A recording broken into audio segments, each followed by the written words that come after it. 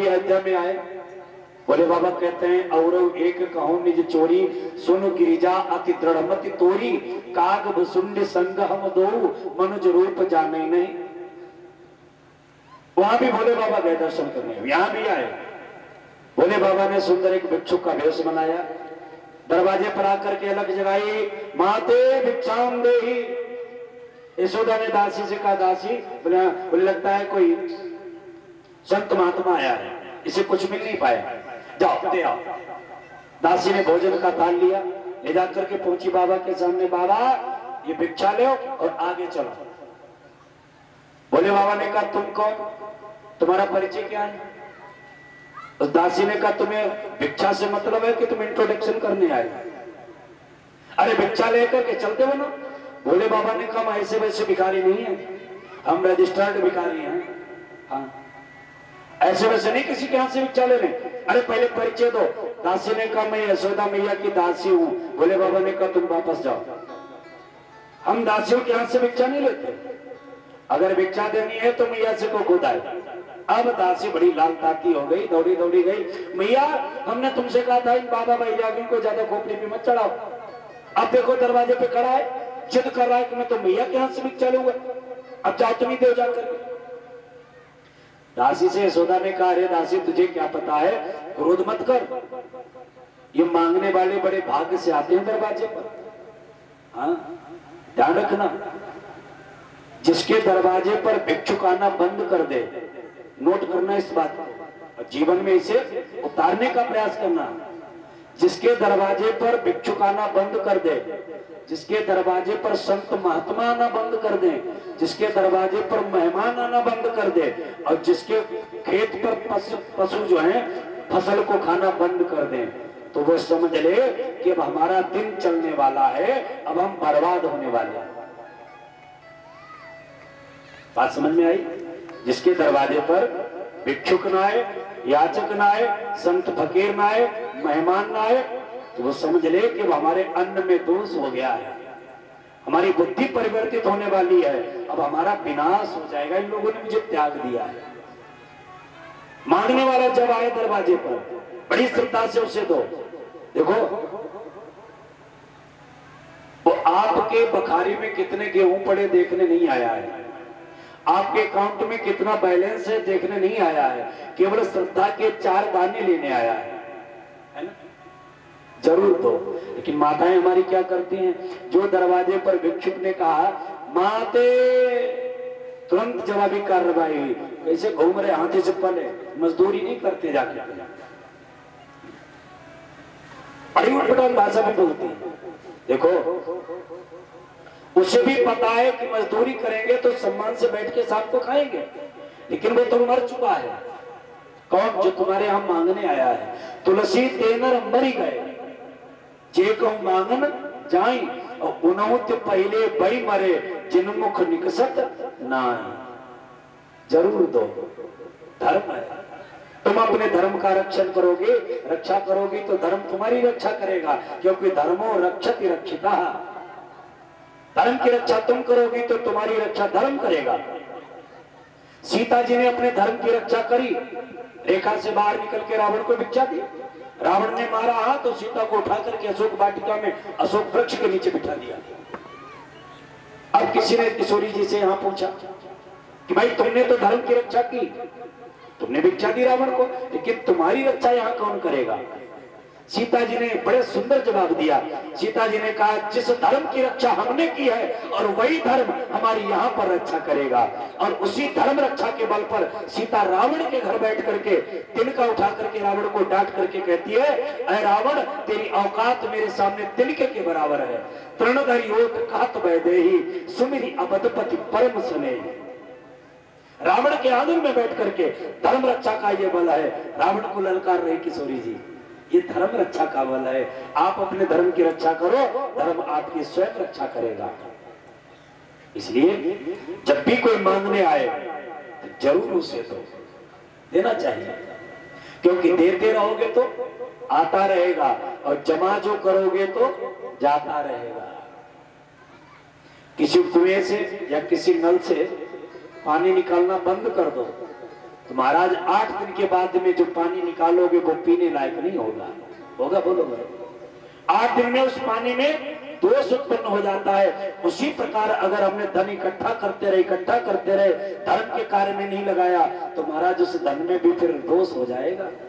और फिर दोष ऐसा बनेगा कि महाराज कैंसर का रूप लेगा। कैंसर मतलब शरीर का नहीं, वो माया ही तुम्हारे लिए ऐसा कैंसर बनेगी कि आपका हो सकता है वो विनाश कर दे। इसलिए धनार्दन धर्म मार्गेण, शास्त्र कहते हैं कि अपनी कमाई का दशांश पुण्य में जरूर लगाना चाहिए। जो आपकी कमाई हो उसका दशांश जरूर आप दान में दीजिए, पुण्य में दीजिए। क्योंकि अगर दिया है तभी मिला है, अगर दिया न होता तो मिलता नहीं।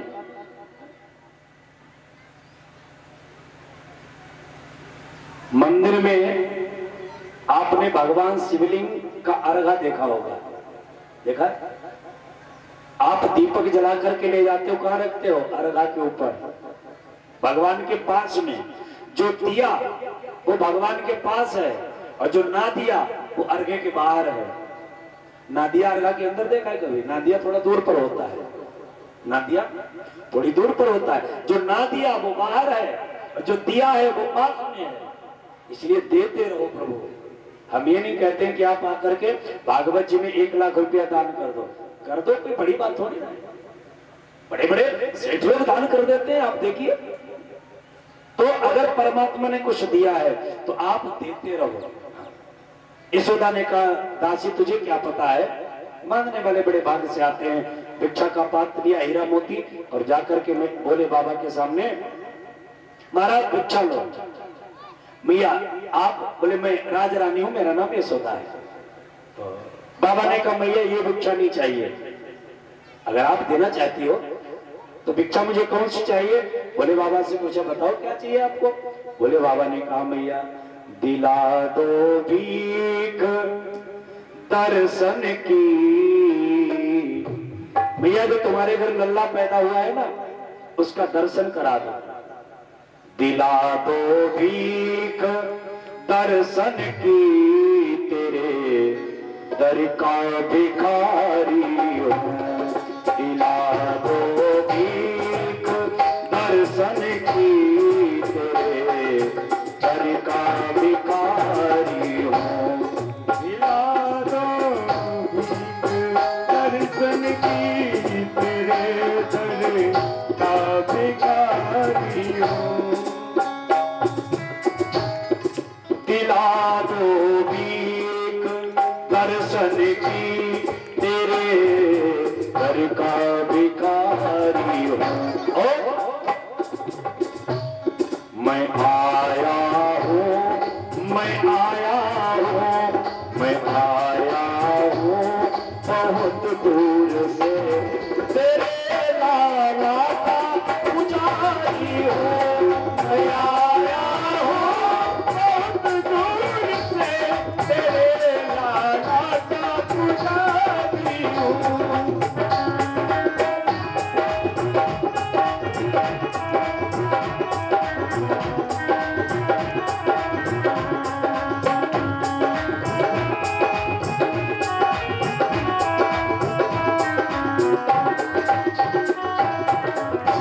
मैया से कहा, जो तुम्हारे घर में लाला पैदा हुआ है उसका दर्शन करा दो, मैं यही चाहता हूँ। मैया ने कहा, बाबा दर्शन नहीं हो पाएगा। तुरंत गेट बंद कर लिए, मैया अंदर चली गई। अब भगवान कन्हैया ने विचार किया कि बाबा आए कैलाश से देखने और हम घर से नहीं निकले तो हमारी मित्रता में कहीं खोट न पैदा हो जाए। तो भगवान ने विचार किया क्या किया जाए। तो बच्चे के पास एक ही ताकत होती है, बाला नाम रुदति बलम, कि वो रोने का काम करता है। तो भगवान कन्हैया ने रोना शुरू कर दिया और जो रोए भगवान, दासी ने कहा, मैया हमने तुमसे कहा था इन बाबा बैरागियों के चक्कर में मत पड़ो। अब देखो टोना करके चला गया है, और टोनिया बाबा था। मैया ने कहा, हमारी दासी ठीक कह रही, बुलाओ बुलाओ बाबा को। अब दासी बोली, ए बाबा। बाबा ने सुन लिया लेकिन बोले नहीं। फिर आवाज लगाई, ए बाबा। हाँ हमें बुला रही। बोले हाँ तुम्हें को बुला रही, हमारे लाला पे टोना करके। चलो भैया ने बुलाया। बोले बाबा ने विचार किया, लगता है कोई फाइल तैयार कर ली कन्हैया ने। प्रोग्राम को सेट कर लिया, चल दिए आगे आगे दासी पीछे पीछे भोले बाबा जाकर के महलों में पहुंचे तो मैया ने आकर के चौकी डाल दी, दुसाला डाल दिया, बाबा बैठो, बैठ गए। भाई बाबा जब से आप गए हो ना तब से लाला इतना रो रहा, चुप ही नहीं हो रहा। तो बाबा ने कहा एक काम करो, ले आओ, हमसे झाड़ा लगा देंगे, सही हो जाएगा। मैया दुसाले में लपेट करके लाई, बैठ गई सामने। तो मैया से कहा लाओ लाला हमारी गोदी में लाओ। बाबा देखो लाला तुम्हारी गोदी में नहीं, हमारी गोदी में लगा दो, हमारी गोदी में लगा। बोले बाबा ने कहा ठीक है चलो लगा दे, लेकिन एक काम करो दुसाला तो हटाओ ऊपर से। अब यशोदा ने विचार किया दुसाला अगर हटा दिया तो सब गड़बड़ हो जाएगा, क्यों? तो बाबा ने कहा दुसाला हटाओ ऊपर से। मैया ने कहा देखो बाबा दुसाला अगर हमने हटा दिया और तुमको कहीं हमारे लाला ने देख लिया इतना भयंकर रूप तो डर जाएगा। दूसरी बात तुम्हारे गले में पड़े हैं काले काले नाग, अब कहीं एक नाग ने अगर फुसकार लगा दी ना तो वैसे भी इतना काला है हमारा लला, अब अगर फुसकार लगा दी तो दिन में भी टार्च लेकर के ढूंढना पड़ेगा कहां छुपा बैठा है, इतना काला हो जाएगा।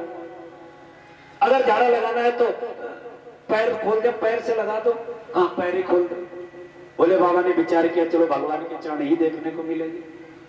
चरणों के ऊपर से दुसाला हटाया, बोले बाबा ने जटाओं का जोड़ा खोला और चरणों पर रख दिया। क्यों? विचार किया कि इस समय कन्हैया रंगमंच पर है, कन्हैया इस समय रंगमंच पर है, लीला का प्रदर्शन कर रहे हैं। अब कोई आपके गांव का कलाकार स्टेज पर कोई मंचन कर रहा हो, पात्र निभा रहा हो, वो आप जाकर के वहीं उससे पूछो भैया बाप पिताजी ठीक, माताजी ठीक, हालचाल पूछो, तो ये मंच के विपरीत मर्यादा के लीला बिगड़ेगी। तो भगवान भोलेनाथ ने विचार किया यहाँ परिचय न लिया जाए तो अच्छी बात है। जटाओं का जोड़ा खोला, चरणों पर रख दिया, प्रभु मैं सबके देखते देखते तो प्रणाम नहीं कर सकता हूँ, लेकिन मेरा प्रणाम स्वीकार करो। अब प्रणाम किया है। भोले बाबा ने कहा कि हे जगत नियंता जगदीश्वर, निवेदन किया कि हे जगत नियंता जगदीश्वर, हे जगदाधार प्रणाम तुम्हें, जगत नियंता जगदीश्वर, हे जगदाधार प्रणाम तुम्हें, हे जगत नियंता जगदीश्वर, जगत नियंता जगदीश्वर, हे जगदाधार प्रणाम तुम्हें, हे जगदाधार प्रणाम तुम्हें, हे जगदाधार प्रणाम तुम्हें। दुनिया के सच्चे बादशाह, दुनिया के सच्चे बादशाह, है बारंबार प्रणाम तुम्हें, दुनिया के सच्चे बादशाह, है बारंबार प्रणाम तुम्हें, हरि बोल नियंता जगदीश्वर, है बारंबार प्रणाम तुम्हें।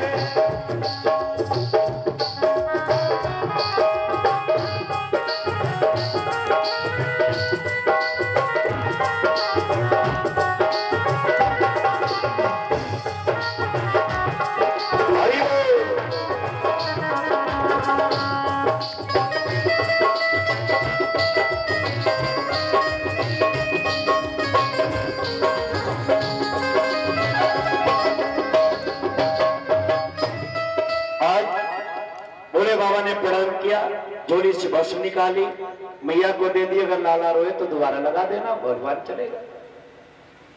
अब धीरे धीरे भगवान 27 दिन के हो गए। 27 दिन के हुए तो भगवान ने अपने आप करवट बदली, अपने आप करवट बदल ली। मैया ने देखा, मैया बड़ी खुश हो गई, ए नाई बोले लगा दे दुआई। कौन बात की मैया? बोले कन्हैया ने करवट बदली है, करवट बदलने का बुलावा है। बुढ़ापे में लड़का हुआ है ना तो सारे जीवन के अरमान बाकी हैं, तो जगह जगह पर बात बात में मैया बुलावा करती है, दवाई लगवाती है। नाई ने दौड़ दौड़ करके दवाई लगाई, अरे कन्हैया ने करवट बदली है, करवट बदलने का बुलावा। सब गोपिकाएं पहन पहन करके 60-60 गज का लहंगा और ओढ़ करके चुन्नी ले ले करके बधाई आ गई। मैया करवट बदलवे की बधाई हो, मैया करवट बदलवे की बधाई हो। मैया ने कहा भगवान बहुत बहुत बधाई, लेकिन शांति से बैठ जाओ। काहे मैया शांति से काहे बैठ जाए? बोले लाला भी हाले सोए हुए, अगर शोरगुल करोगी तो लाला जाग जाएगा। गोपिकाओं ने कहा मैया अगर लाले सुलाना था तो हमको काहे को बुलाया? अब हम आए हैं, हम तो नाचेंगे गाएंगे ढोलक बजाएंगे। मैया ने कहा तो फिर एक काम करो, रुक जा थोड़ी देर।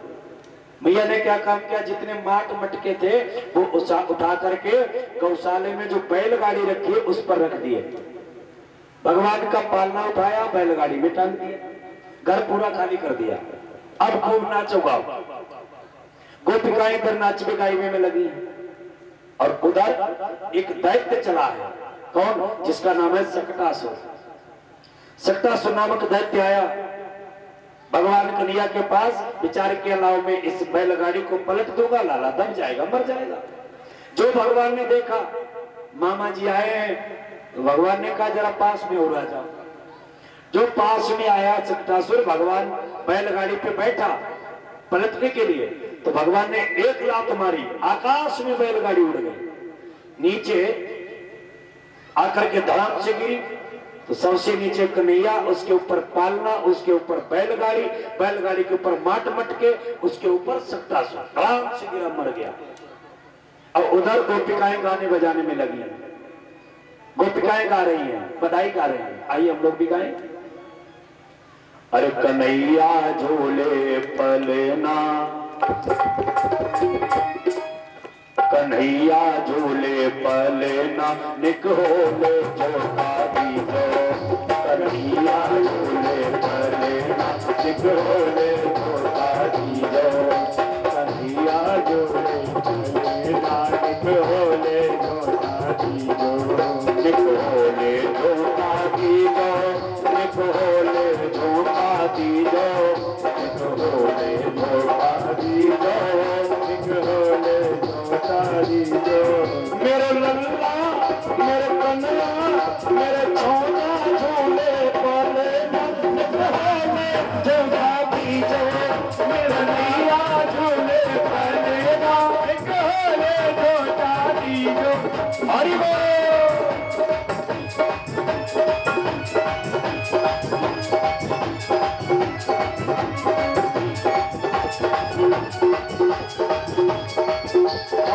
भगवान की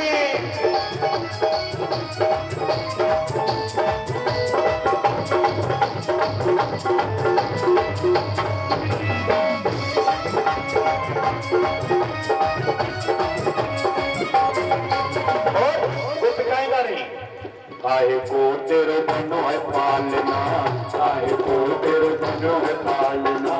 काहे को तेरे, काहे को तेरे बनो है पालना। काहे को तेरे बनो है पालना, काहे को तेरे बनो है पालना।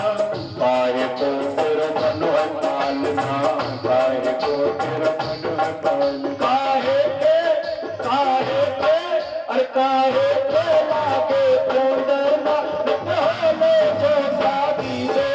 काहे के लागे कोंडरना, निक होले झोका दीजो। कन्हैया झूले पलना, निक होले झोका। हरि बोल।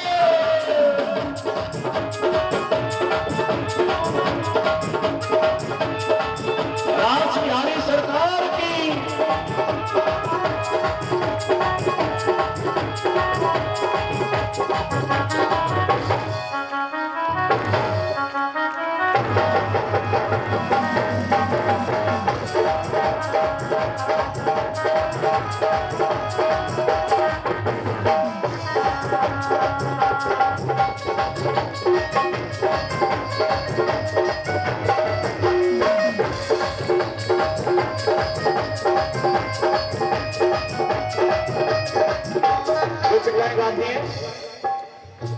सोने को मेरो बनो है पालना, सोने को मेरो बनो है पालना। सोने को मेरो बनो है पालना, सोने को मेरो बनो है पालना। सोने को मेरो बनो है पालना, सोने को मेरो बनो है पालना।